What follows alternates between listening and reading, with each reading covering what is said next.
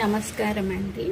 మీరు నల్ల నువ్వులు తీసుకునేసి దాంట్లో సగము బార్లీ గింజలు తీసుకొని దాంట్లో సగము బియ్యం తీసుకోండి. ఆ తర్వాత చక్కెర, కొంచెం కొబ్బరి అన్నీ కలిపేసి మీరు ఎత్తి పెట్టుకునేసేయండి. దీంట్లో మీరు నెయ్యి లేదంటే తేనె కూడా వేసేయచ్చు అన్నమాట.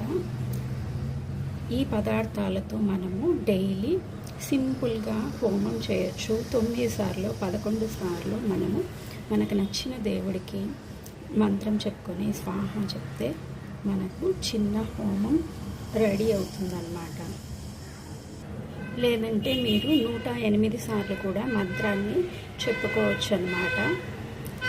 మీరు చిన్న ఆవు పిడకలు తీసుకునేసి దాని మీద నెయ్యితో ఒక ఒత్తిని పెట్టేసి దీపం ముట్టించేసి వినాయకుడికి మొక్కుకొనేసి మీరు తర్వాత మీ ఇంటి దేవుడికి, పితృదేవతలకు, దానికంటే ముందు మీ కుల దేవతలకు, మీకు నచ్చిన దేవుళ్ళకి, నవగ్రహాలకు మీరు హోమం చేసుకోవచ్చు సింపుల్గా మీ ఇంట్లోనే. మన హోమ సామాగ్రి రెడీ. మీరు హోమంలో ఇది పదార్థాలు వేసేటప్పుడు మీ ఉంగరం వేలు, మీ బొటన వేలు, మీ మధ్య వేలుతో వీటిని ఎత్తుకొనేసి మంత్రం చెప్తూ స్వాహాన్ని హోమంలో వేయండి.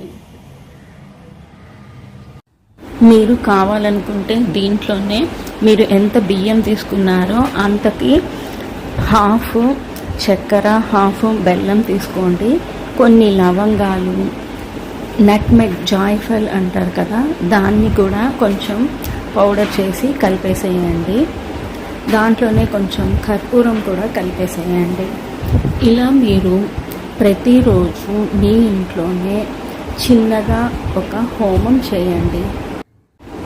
Thank you for watching. Please like and subscribe my channel. Have a nice day. Bye. Hope మీకు అందరికీ ఇది అర్థమైంది అనుకుంటాను.